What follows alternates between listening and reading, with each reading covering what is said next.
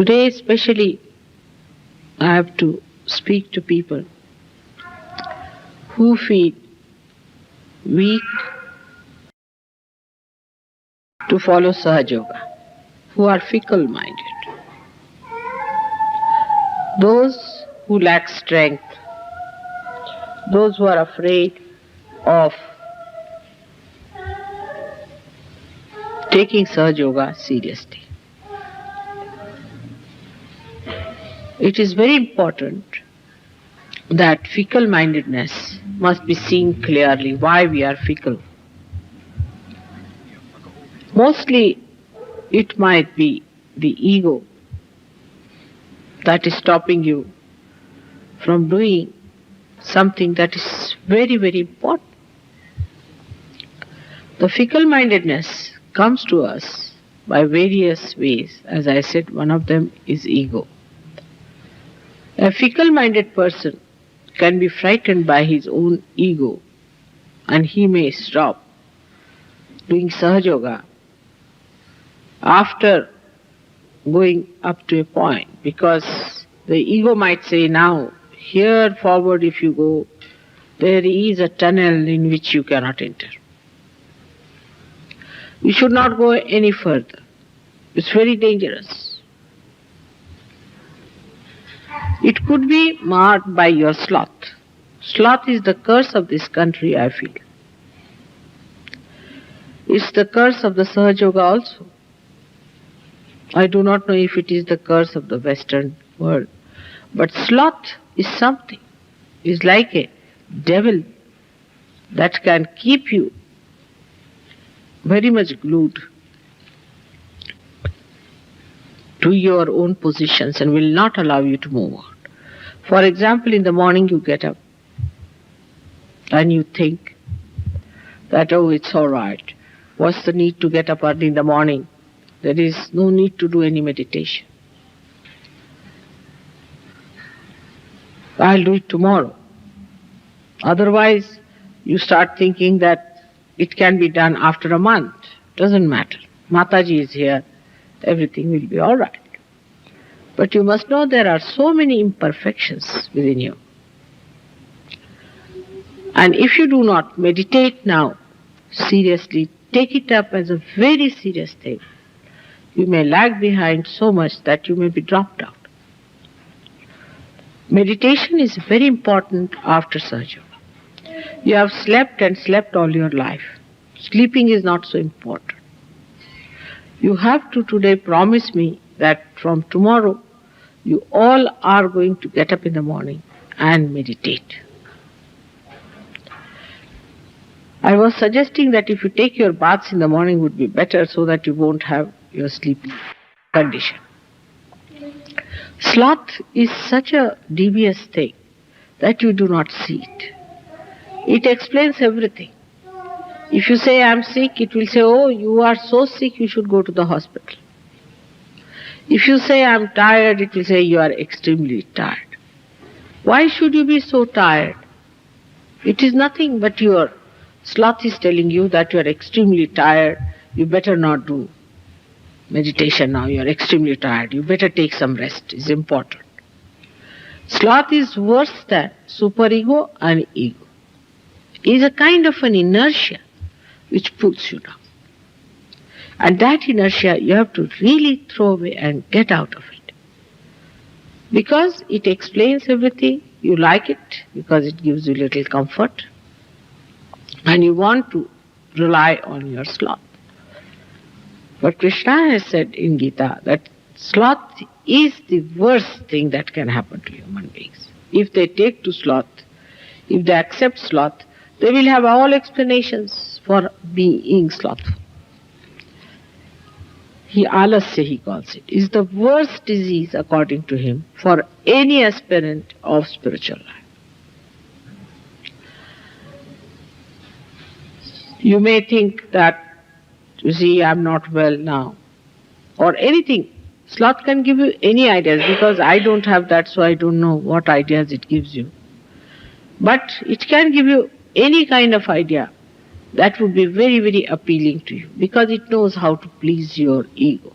Sloth is a ego satisfying thing, ego pampering stuff.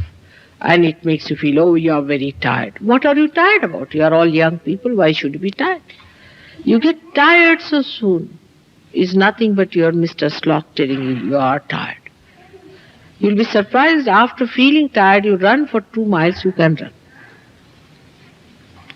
Now why sloth works Sahaja Yoga so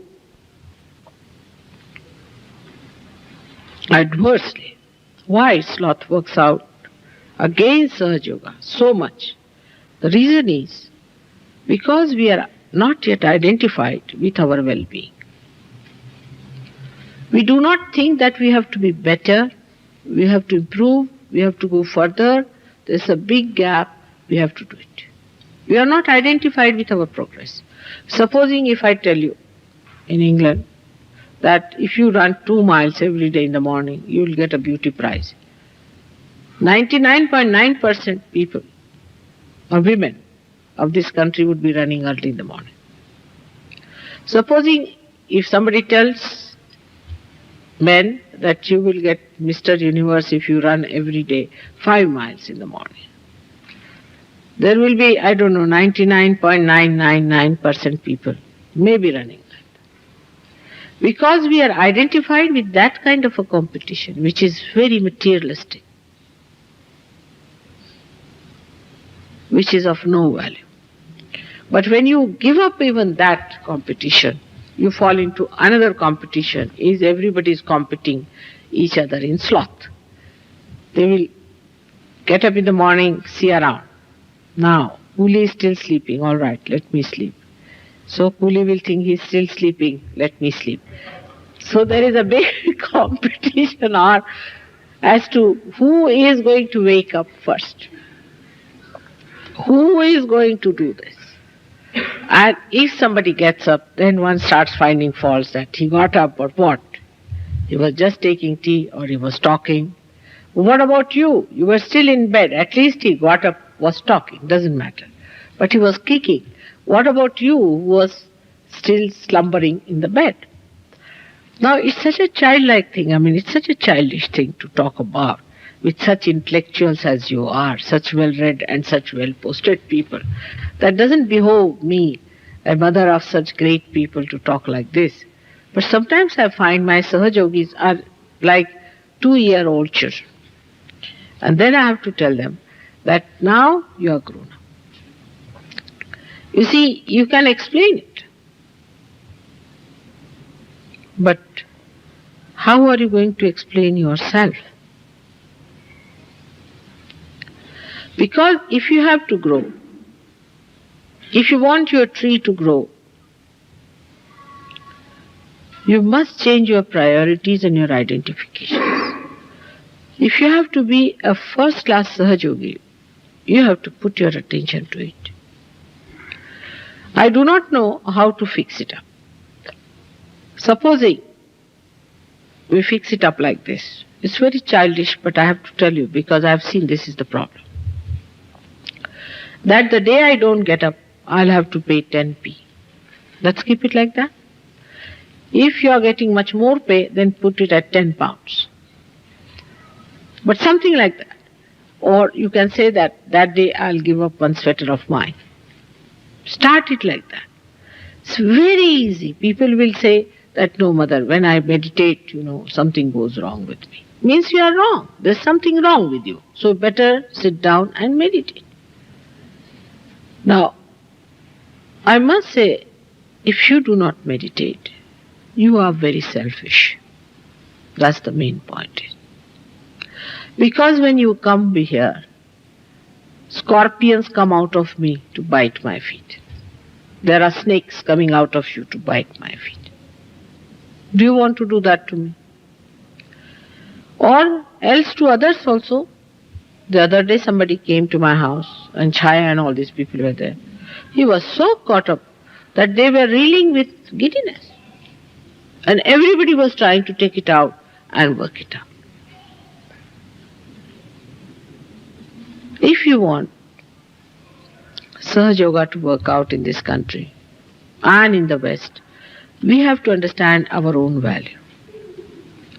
And we must work it out every time if you are catching.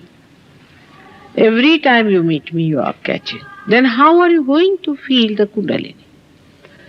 You must know how the Kundalini moves within yourself. Say where it is, how far it has gone. At least, there should be at least 10 people like that, minimum. Because I have worked here so hard. You don't know, I didn't work so many years in India. And there will be at least 80% people who can feel the Kundalini moving. It is here, it is there, it is there. And some people feel over-satisfied with their progress also. It is like a whole group of people going somewhere. Say a tug of war. Even one person moves 2 steps forward than where he is, the whole thing moves. But we do not see to the people who are moving it towards them. What we always see is, how can we compete with the person who is not moving? If he is moving back 2 steps, we can move up back 3 steps. This kind of attitude will not help us. You know that Sahaja Yoga is the only way, is the only method that divine grace has given you, by which you are going to transform the whole world. And lazy lumps, how can they help Sahaja Yoga? Laziness is the worst thing. Today, I know today is not a day to say all these things, but you all have to promise to me that you are going to give up your laziness. Swaha.